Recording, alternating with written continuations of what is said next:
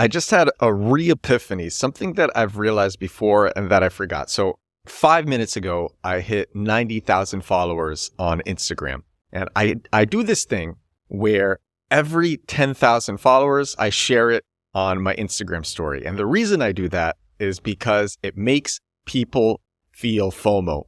And also excited that they're early followers of me. Like, Edward is going places, I'm an early follower. Or people who know me, oh my God, like, Edward's going up. Like, I want to be involved in some way. Like, I want to be associated with him.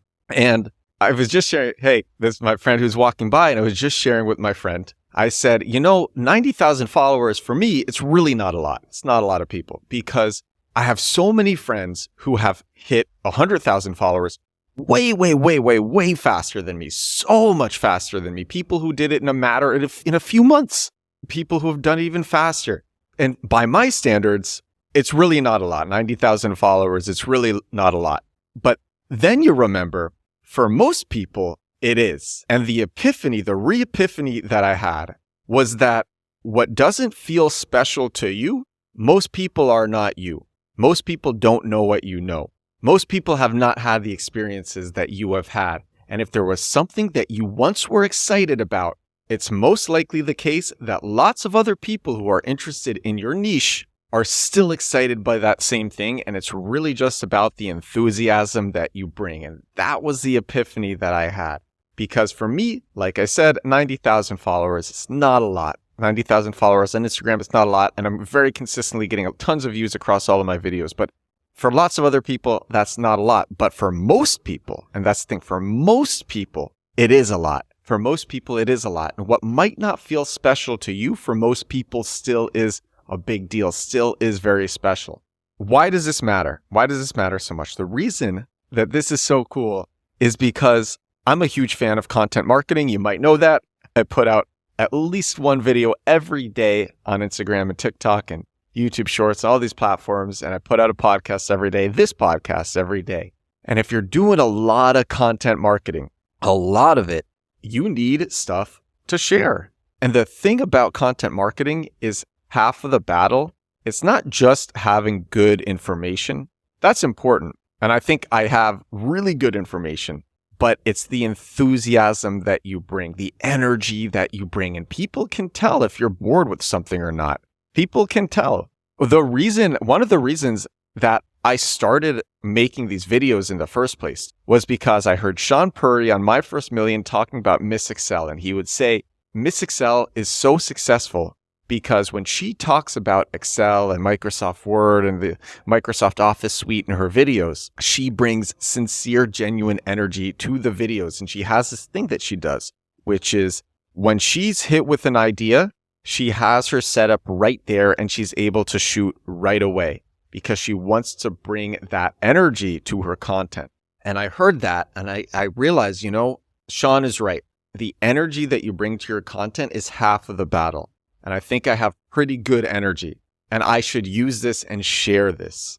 If there's something that you've talked about before, or maybe it's something that you haven't talked about in a while, but it was something that once felt exciting and compelling to you, and it's just, it's been a while and it's not as exciting and compelling to you anymore, it most likely still is exciting and compelling to lots of other people. Another example, actually, it is a best practice, and I do not do this, not by any means, but it is a best practice that if you have a video go viral, you should make lots of videos after it about the same topic because people want more of that topic.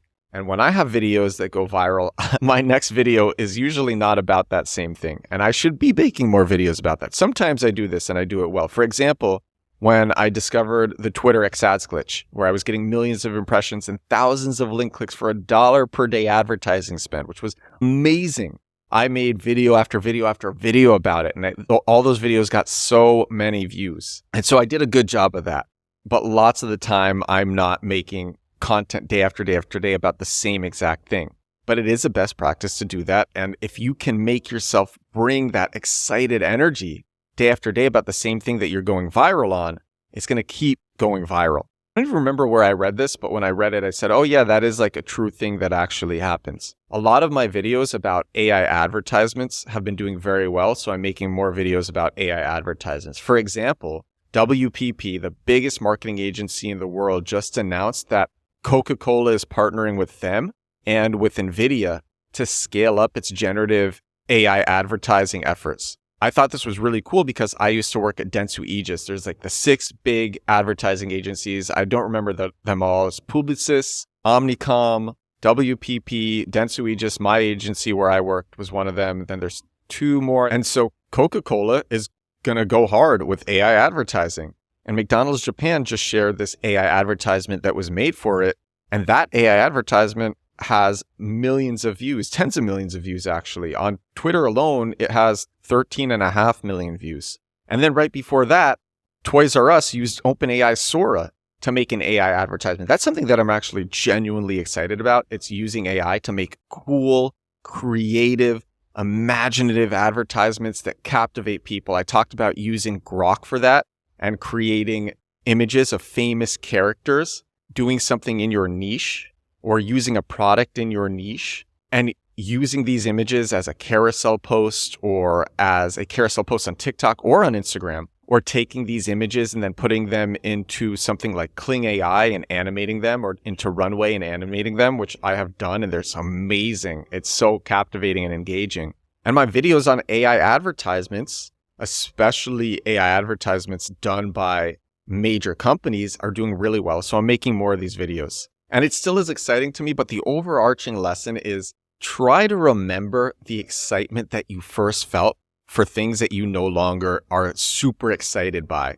So, okay, actually, I'll give an example. And I thought about making today's podcast about this. When I learned a long time ago, when I learned the difference between a no-follow link and a follow link, I was really excited to learn that. I thought it was so cool that there was this hidden code behind each link that determined whether the link passes SEO link juice or not. So no follow links with SEO, they are not supposed to pass SEO link juice. There are nuances. Sometimes they do.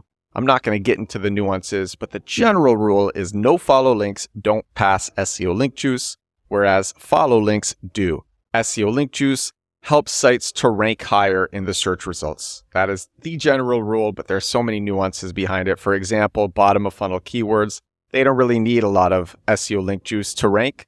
They don't really need a lot of domain authority, SEO domain authority to rank, but links increase your domain authority and allow you to do great things with SEO. That's just the general rule.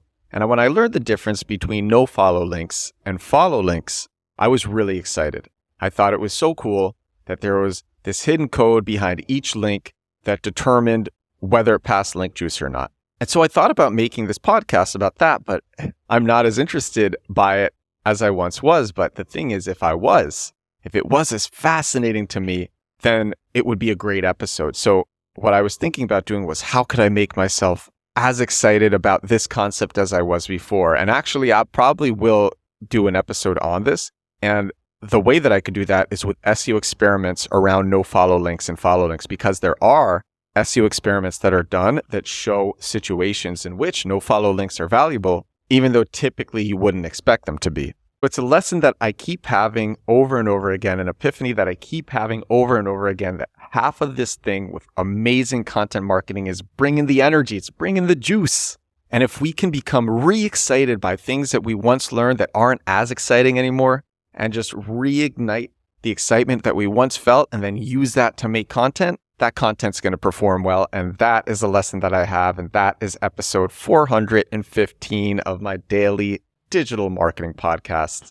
There are so many people in front of me, so many people around me. I'm recording this in a different hotel lobby here. I love this place. I've recorded on this couch before. And you can see people walking behind me in the background. The sun is setting. I'm feeling great. I just had a huge Americano. Feeling so nice. Hope you're feeling nice too.